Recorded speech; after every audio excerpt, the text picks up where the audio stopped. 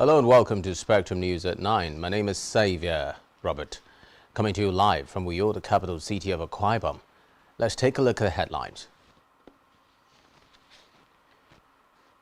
Federal government inaugurates initiative to provide digital skills to 3 million Nigerians.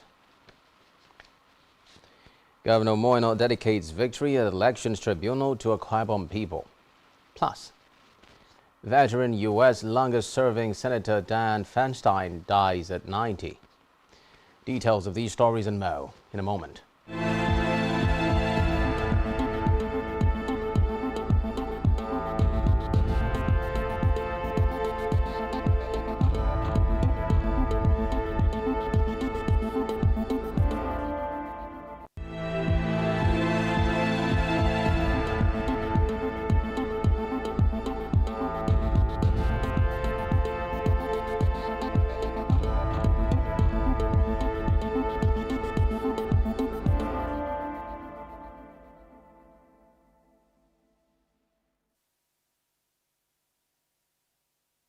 Has inaugurated the Skill Innovation Program designed to provide over 3 million Nigerians with essential digital skills for information technology revolution. Shatima, while launching the program at the banquet hall of the Presidential Villa Abuja, said the initiative was part of the government's efforts to ensure that citizens succeed in the global economy. The Skill Innovation Program will establish 15 state-of-the-art information communication technology centers strategically placed across the country. The program will also provide individuals and business alike with access to cutting-edge digital training, resources and support. Reports say the first phase of the program will be implemented in Katsina, Anambra, Borno, Lagos, Oyo and Kano states, while the second phase will be in Delta, Kaduna, Ogun, Bauchi, Kwara and Ekiti states. The Vice President said this would in turn extend the reach of economic and social interactions as well as enhance productivity growth in the country. It describes skill innovation as a transformative initiative that will usher in a new era of digital empowerment for Nigerians. Meanwhile, the Federation Accounts Allocation Committee (FAC) has shared a total sum of 1.1 trillion naira to the federal government, states and local government councils. This was contained in a communique issued by the FAC at its September 2023 meeting this morning in Abuja. According to a statement by the Director of Press and Public Relations of the Office of the Accountant General of the Federation, Bawa Mokwa, it indicated that the sum of 1.1 billion total distributable revenue comprised distributable statutory revenue of 357.398 billion naira, distributable value-added tax (VAT) revenue of 321.941 billion naira, electronic money transfer levy (EMTL) revenue of 14.102 billion, exchange difference revenue of 229.568 billion naira, and augmentation of 177.092 billion naira. According to the communique, total revenue of 1.483 trillion naira was available as revenue earned in the month of August. Total deductions for cost of collection was 58.755 billion naira. Total transfers and refunds was 254.046 billion naira, and savings was 71.71 billion naira. In the meantime, the federal government, through the National Economic Council, has directed the National Emergency Management Agency (NEMA) to provide immediate intervention and relief to states affected by floods. It also resolved to develop and articulate a roadmap to address flooding and manage attendant disasters.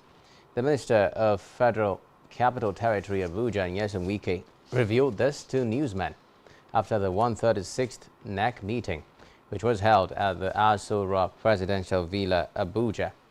Wike said the governor of Kogi State and chairman of the Committee on the Impact of Flood and Disaster across the states in Nigeria, Yahaya Bello, categorized states into A, B, and C based on degrees of damage. Group A states with over 15 points and most affected include Anambra, Bauchi, Bayelsa, Benue, Borno, Kogi, Nasarawa, Niger, Rivers, Enugu, Kano, Oyo, Yobe, and Zamfara, while Group B states with 10 to 15 points are Cross River, Delta, Jigawa, Kwara, and Ondo. Also, Group C states with less than 10 points are Katsina, Abia, Adamawa, Akwa Ibom, Boji, Ebonyi, Edo, Ekiti, Gombe, Imo, Kaduna, Katsina, Kebbi, Lagos, Ogun, Oshun, Plateau, Sokoto, Taraba, and the FCT. Elsewhere, the Minister of Works, Dave Umahi, has disclosed that the federal government will begin immediate reconstruction of the collapsed Enugu-Port Harcourt Expressway. Umahi stated this when he and Governor Peter Mba of Enugu State visited the scene of the collapsed bridge for an on-the-spot assessment as part of his working visit to the state. He said the reconstruction of the bridge would end the plight of commuters plying the road, noting that the government would, in the meantime, provide alternative roads for the people. The minister explained that the collapse occurred because the pipes were exposed, adding that the bridge was constructed in 1968. In another development, the Minister of the Federal Capital Territory FCT, Nyesom Wike, says the FCT administration would partner with the Republic of Italy on sustainable city tourism and agricultural development.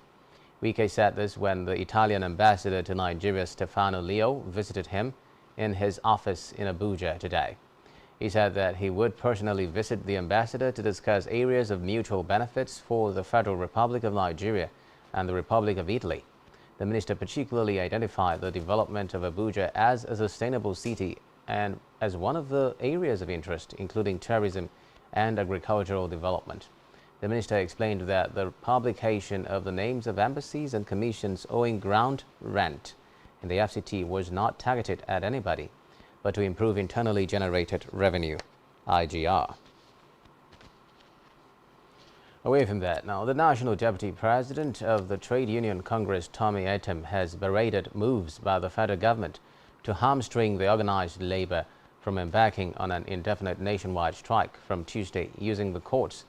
Etem stated that labor leaders would not succumb to any threat by the government, noting that they were ready to go to prison in their fight for better lives for Nigerian workers. The TUC Deputy President said this against the backdrop of the warning by the Attorney General of the Federation and Minister of Justice Lateef Fagbemi San that the proposed strike by the Nigeria Labour Congress and TUC was in contravention of a subsisting court order restraining the unions from declaring industrial action. Recall that the NLC and the TUC had announced an indefinite strike with effect from October 3, 2023 to protest the alleged failure of the federal government to provide post-subsidy palliatives for workers and implement policies that could alleviate the sufferings of the masses after the removal of fuel subsidy.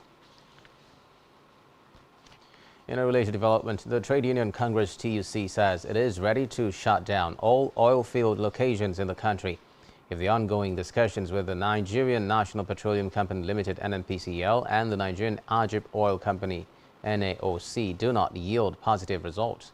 The president of TUC, Festus Osifo, made the threat in a televised interview. Osifo maintained that the union's position is for due process to be followed. According to him, TUC is not in support of rolling its members over to companies without adequate development plans for workers who have worked for so many years for the company. So Nigeria's leader now, President Bola Tinubu, who has urged the United States District Court for the Northern District of Illinois Eastern Division to reverse the order asking the Chicago State University CSU to release his academic records to a political opponent, Atiku Abubakar of the People's Democratic Party (PDP). Tinubu, who argued that Magistrate Jeffrey Gilbert, who gave the order on September 19 in a ruling on an application by Atiku, exercised the power he did not have under the Section 1782 of the U.S. statute and prayed the court to reject Atiku's application. In the reply filed by his lawyer, Christopher Carmichael, Tinubu had contended that the magistrate erred in granting the application, and ordering the Chicago state. On judicial matters, more, the National and State Houses of Assembly Elections Petitions Tribunal sitting in Jos has nullified the election of Moses Sule as the lawmaker representing the Mekong State constituency. Sule, who was elected on the platform of the People's Democratic Party, is the current Speaker of the Plateau State House of Assembly. In nullifying the Speaker's election today, the tribunal also ordered the Independent National Electoral Commission to withdraw a certificate of return earlier issued to him and give it to the candidate of the All Progressives Congress, Daniel Nanlong, who scored the second highest number of votes cast during the election.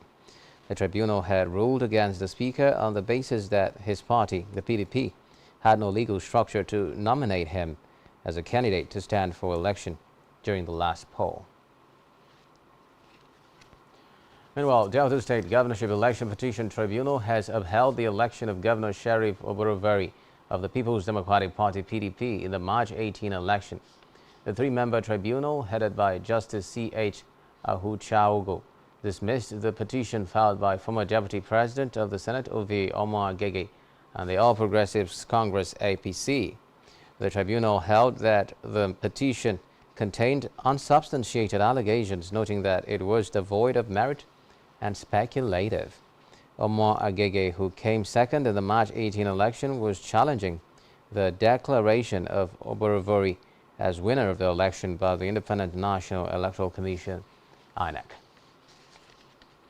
In the meantime, the Akwa Ibom State Governorship Elections Petitions Tribunal has upheld the election of Pastor Omoino of the People's Democratic Party as the validly elected governor of Akwa Ibom State, dismissing the suit instituted by Senator Basi Albert Akpan and his party, Young Progressives Party (YPP), which challenged the election of the Akwa Ibom State Governor. We will bring you details of this in our subsequent bulletins.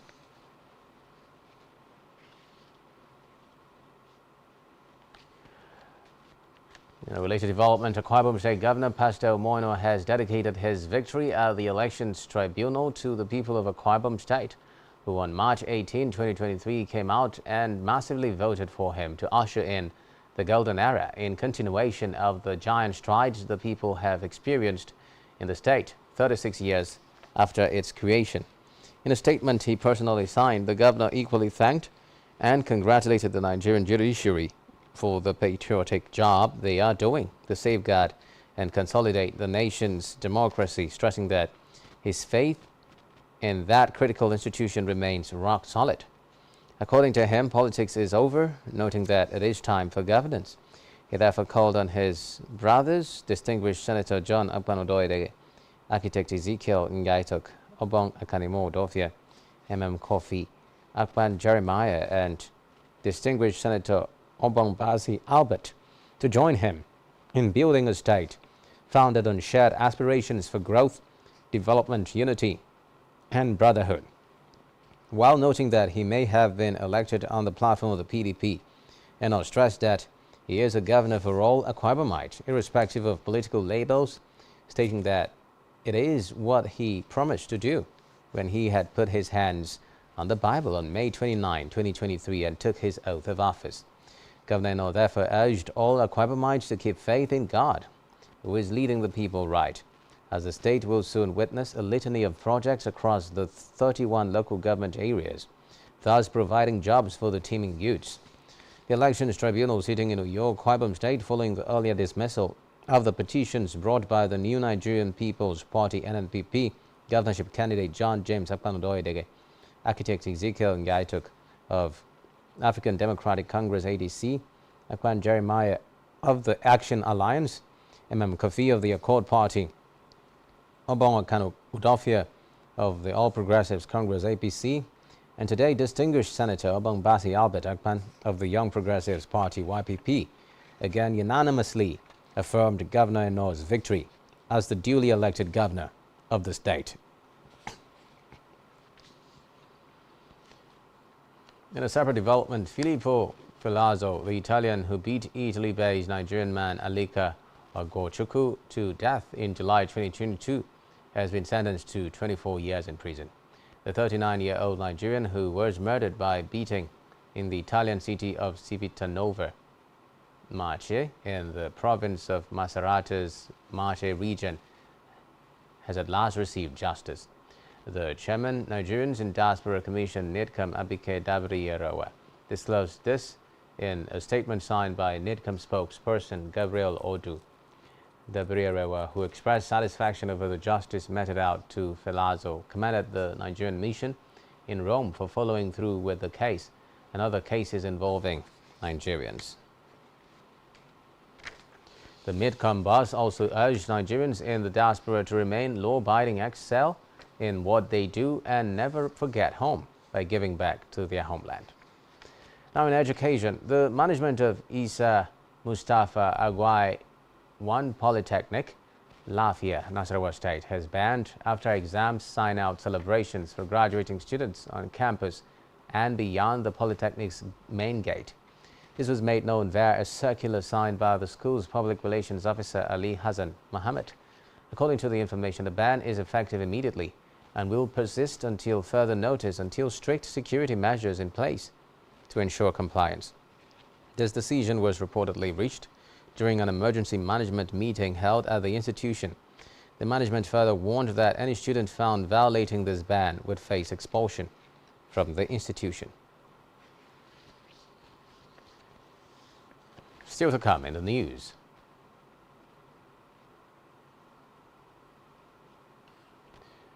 Car workers escalate action, clouding U.S. economy.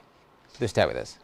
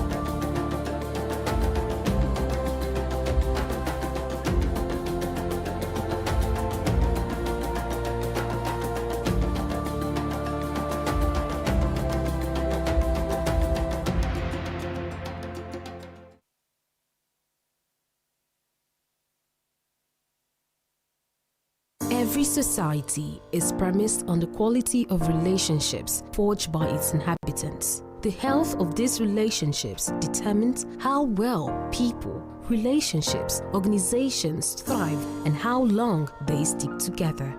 Join Uyai Anyekan on Connect every Wednesday from 6 p.m. to 6:30 p.m. and on Sunday 2:30 to 3 p.m. on Channel 421 on Star Times to catch all the conversations, interviews, real stories and how to navigate relationships and family life in the 21st century.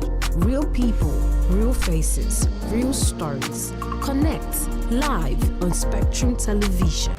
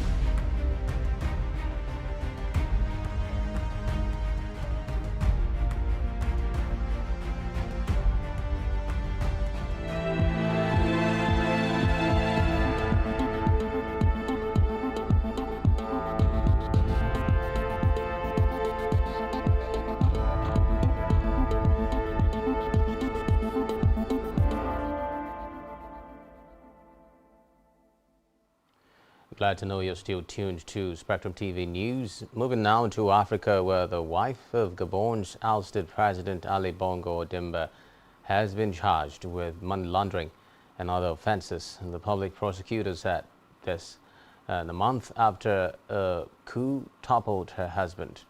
Sylvia Bongo Ondimba Valentin, who is Franco-Gabonese, and one of the couple's sons have been accused by the coup leader of having pulled the strings in the oil-rich country.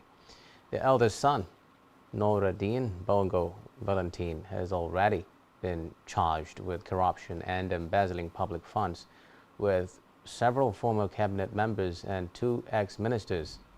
According to Andre Patrick Raponet on State TV Channel, Sylvia Bongo was charged by an investigating judge and ordered to remain under house arrest. He added that she also faces other charges including concealment and forgery.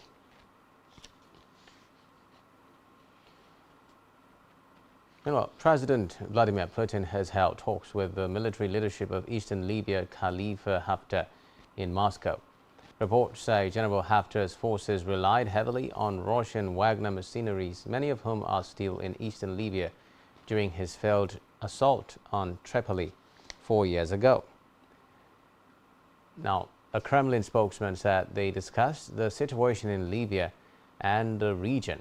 The General Haftar's forces dominate the east of the country, while a rival internationally recognized Tripoli-based government controls some of the west. And while Russia has long sought to boost its influence in Africa. In the meantime, the jailed leader of Tunisia's main opposition party has said he is going on hunger strike until restrictions on him and other prisoners are lifted. Rachet Ghannouchi, aged 82, who leads the moderate Islamist Ennahda party, was arrested in April and sentenced to a year in prison for incitement. He is the most high-profile of more than 20 critics of Tunisia's President Kais Saied to have been detained this year. Meanwhile, President Saied, who was elected in 2019, has been accused of mounting a power grab since dissolving the country's parliament, curbing the judiciary and giving himself powers to rule by decree. So in Africa, the International Monetary Fund (IMF) has approved $1.3 billion loan to help Morocco improve its preparedness against natural disasters 3 weeks after an earthquake killed nearly 3,000 people in the country. Some Moroccans criticized the government for its handling of the 8th September earthquake in the High Atlas Mountains, calling the response slow and disorganized. Meanwhile, the IMF said the 18-month loan arrangement would help Morocco's transition to a greener economy by tackling climate vulnerabilities, resilience against climate change, and seizing opportunities from decarbonization. Elsewhere, voting is underway in parliamentary elections in Eswatini, where King Mswati III continues to rule as Africa's last absolute monarch. Reports say political parties are banned and candidates to contest the polls as individuals. According to reports, Parliament plays an advisory role to the king, who appoints the Prime Minister and the cabinet. Still in Africa, the government in Niger says at least 12 soldiers have died after an attack by suspected jihadists in the country's southwest. The Defense Ministry said 7 of the soldiers were killed in combat when their unit was attacked by hundreds of insurgents on motorbikes in the town of Kandaji. 5 others died in a traffic accident while trying to come to the unit's aid. Local affiliates of Al-Qaeda and the Islamic State group are active in the area, which is the borders with Mali and Burkina Faso.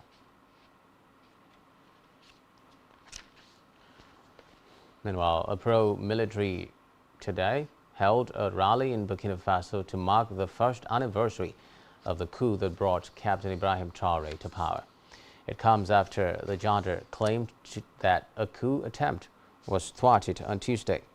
Hundreds have gathered at the National Square in the capital Ouagadougou, heeding the call from organizers who claim foreign powers are behind efforts to topple the junta. Recall that demonstrators held a spontaneous rally on Tuesday night to show solidarity with the junta amid rumors of divisions within the armed forces and a possible counter-coup. Meanwhile, 4 officials have been detained in connection with the reported coup attempt. The junta came to power after 2 military coups last year, triggered in part by the worsening Islamist insurgency linked to Al-Qaeda and the Islamic State group. The Burkina Faso's military leaders have so far struggled to contain the situation despite promises to tackle insecurity. Militant attacks have increased in the country, threatening the stability of the wider West African Sahel region. In the meantime, the United States says it is concerned about conflicts in Ethiopia's Amhara and Oromia regions and has appealed for political dialogue to end them. In a call with Ethiopia's Prime Minister Abiy Ahmed, the U.S. Secretary of State Antony Blinken called for human rights to be protected. According to an independent monitoring group called the Ethiopia Peace Observatory, there have been at least 26 separate clashes in the Amhara region between members of a paramilitary force and government troops in the last fortnight. Reports say an operation to disband the regional force has been strongly opposed, leading to widespread violence. Meanwhile, in Oromia, there have been further outbreaks of violence between the military and the rebel Oromo Liberation Army. Still in Africa, the United States has imposed sanctions on 2 companies, including one based in Russia and one person accused of exacerbating instability in Sudan, as fighting reportedly killed thousands and displaced millions of civilians. The action is the latest round of sanctions imposed by the White House after a war between the army and the paramilitary Rapid Support Forces (RSF) broke out in April over plans for a political transition and the integration of the RSF into the army 4 years after longtime ruler Omar al-Bashir was overthrown in an uprising. In a statement, the Treasury Department's Under-Secretary for Terrorism and Financial Intelligence, Brian Nelson, said the sanctions target those who have undercut efforts to find a peaceful democratic solution in Sudan. Meanwhile, the United States Secretary of State Antony Blinken said Washington had taken steps to impose visa restrictions on people believed to be part of efforts to undermine Sudan's democratic transition, including Sudanese Islamists and former officials, as well as others suppressing human rights and involved in other actions. On the foreign scene, veteran Senator Dianne Feinstein, a titan of U.S. political history who notched a string of legislative achievements during a trailblazing 3-decade career in the Senate, has died at the age of 90.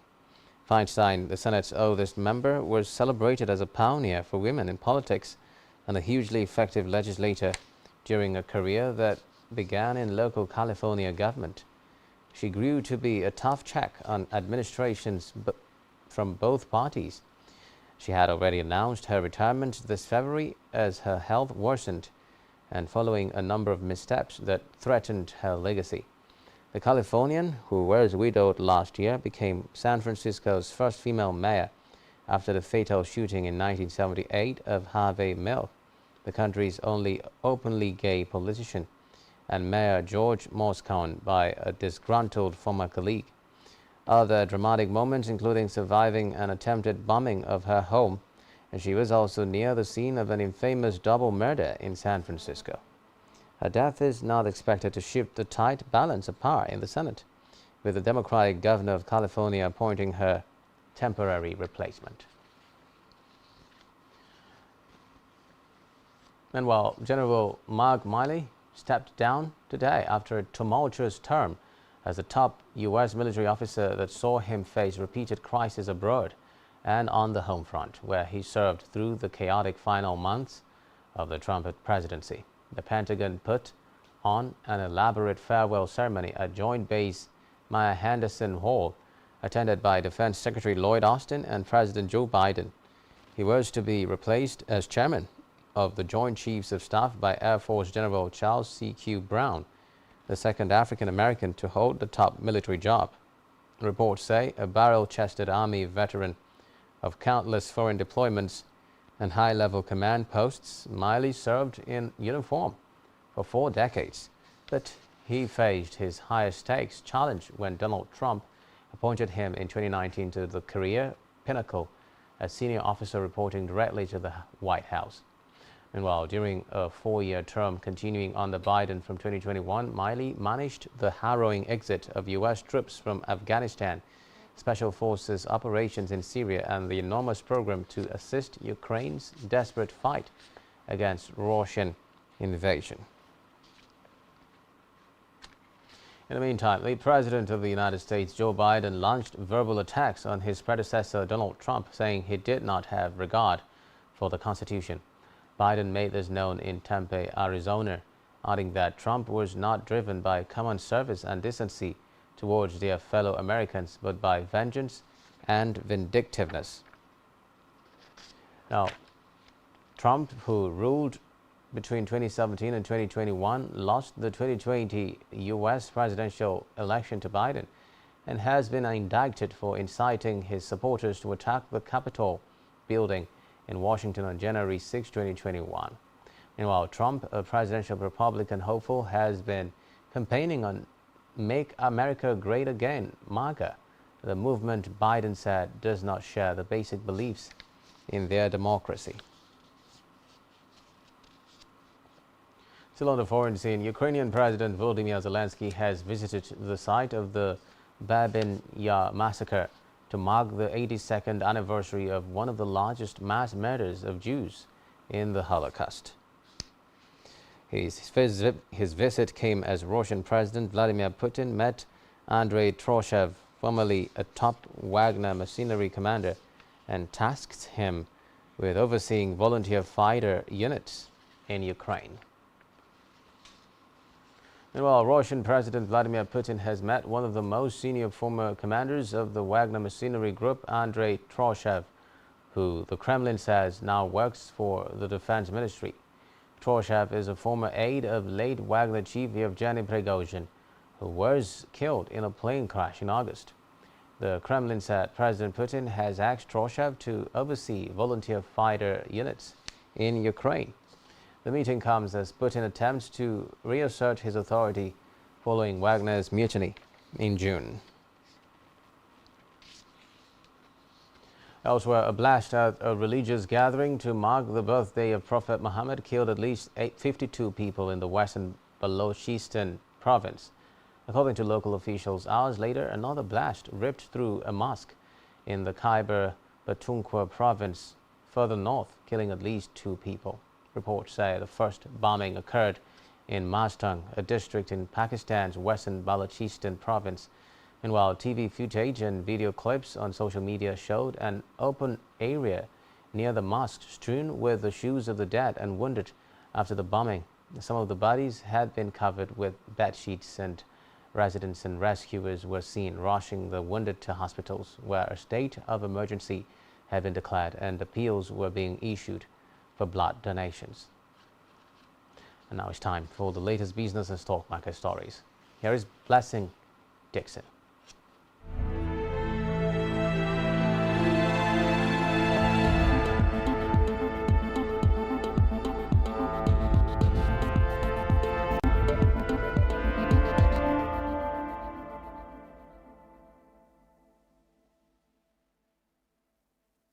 Thank you, Xavier Robert.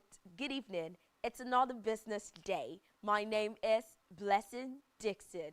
In the news, the United Auto Workers Union is expanding a strike at some of America's biggest car firms, sending the rollover pay and benefits into its 3rd week.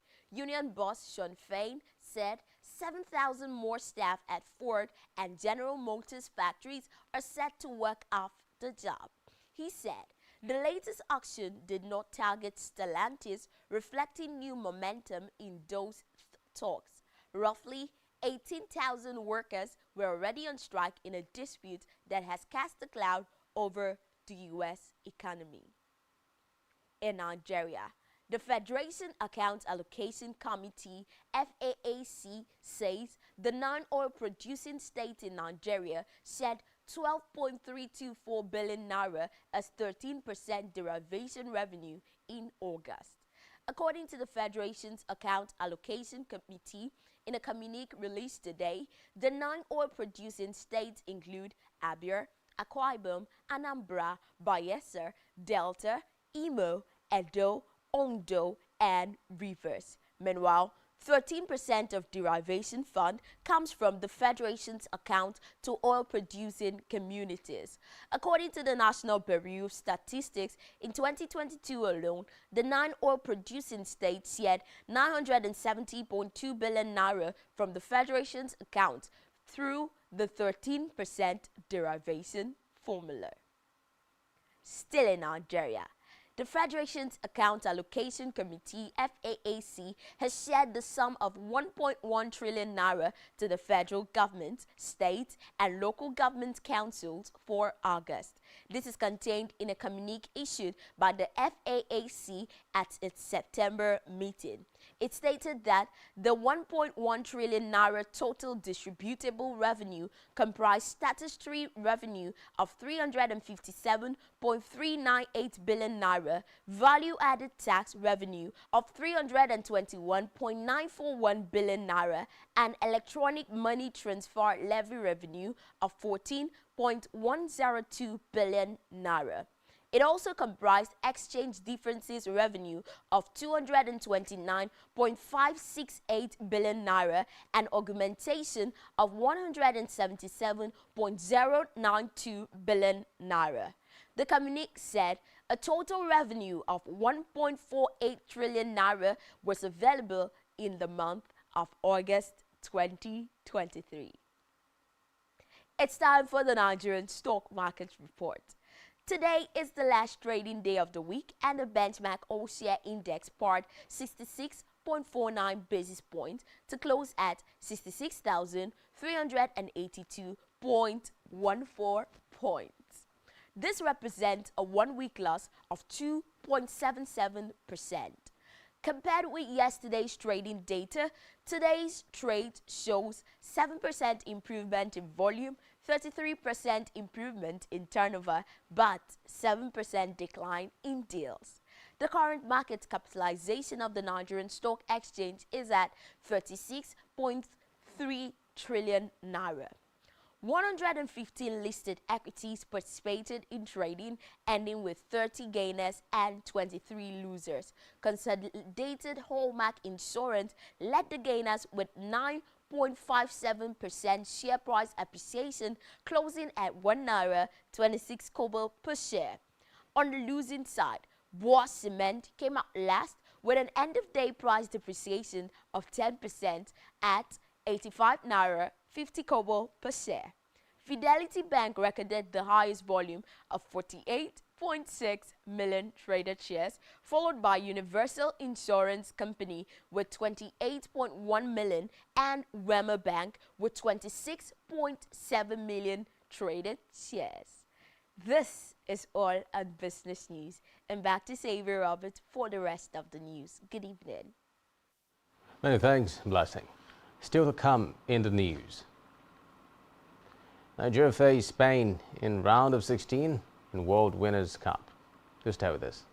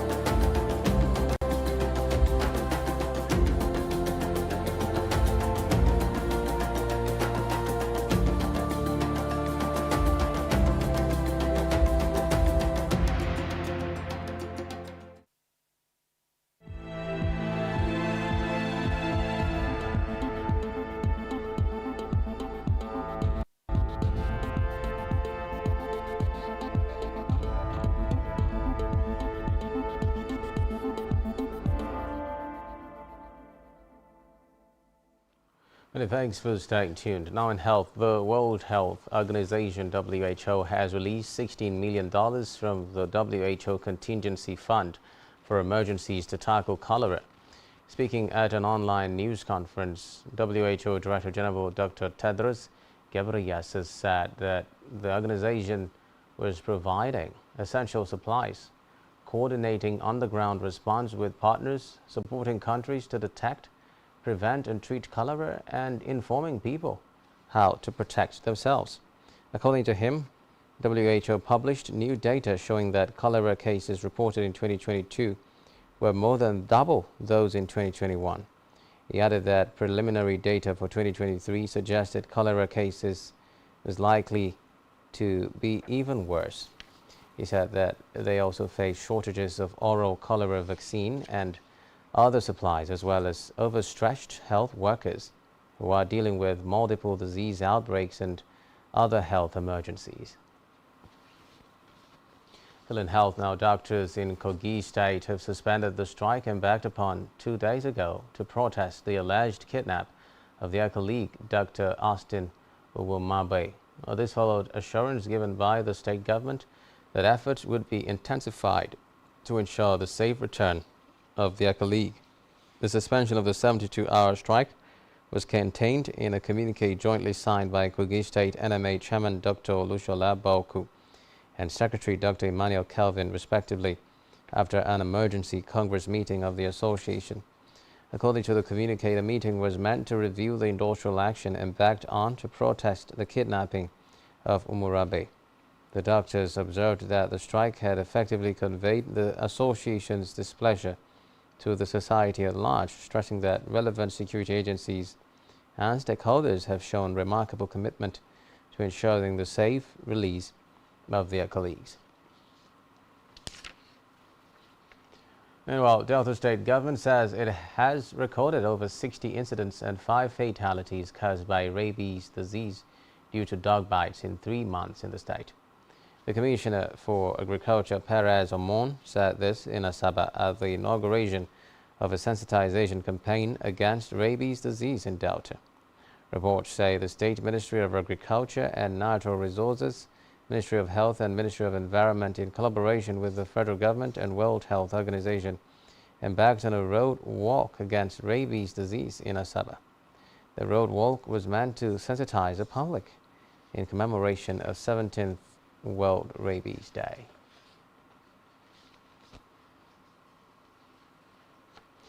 Let's head over now to Isaac for latest sports stories.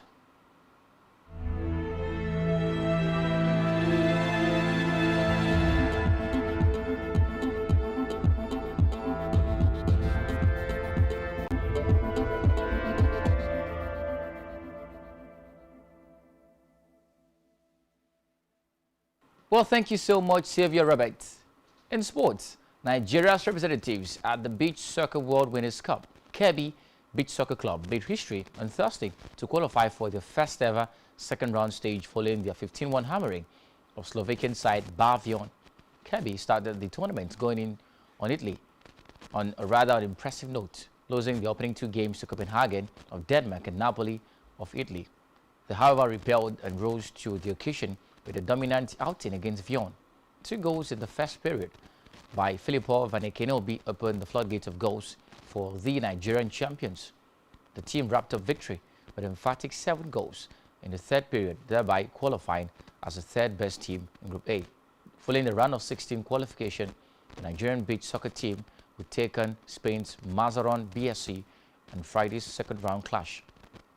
Para-athletes from Russia will be allowed to compete at next year's Paralympics after officials voted against a full ban.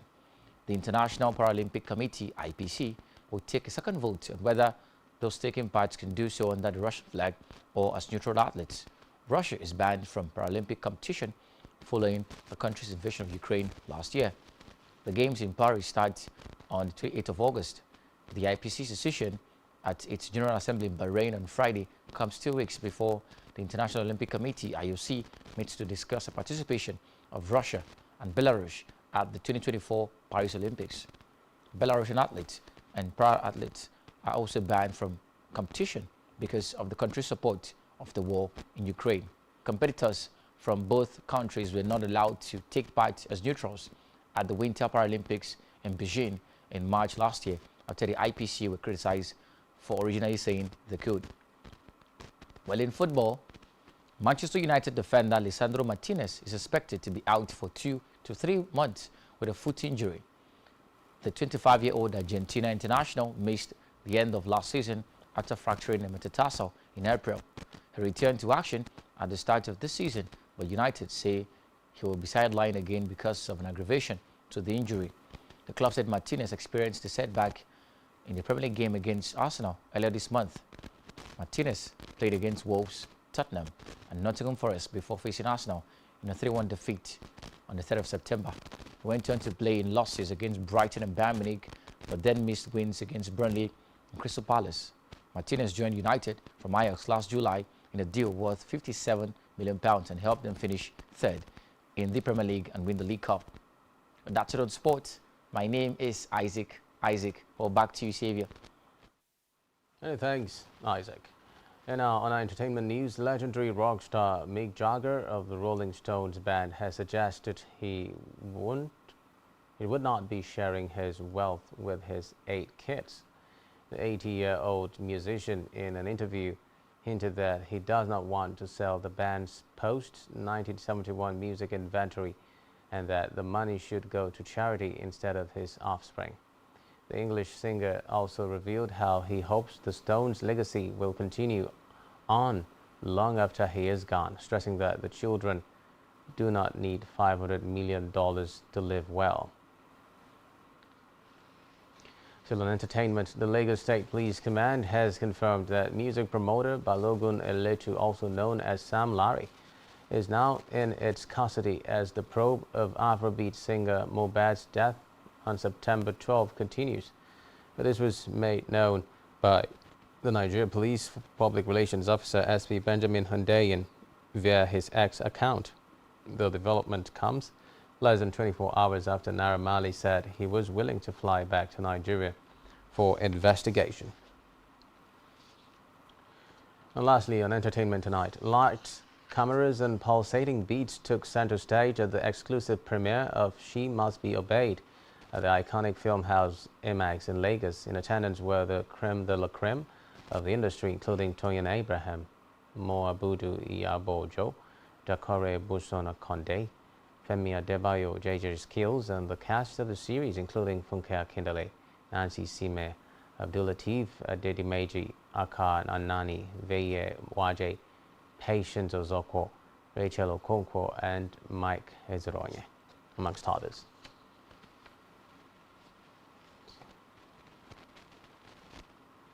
And that's all we have for you at this time. Do ensure to follow us on social media and subscribe to our YouTube channel, all of which you can find on our website, Spectrum TV.ng.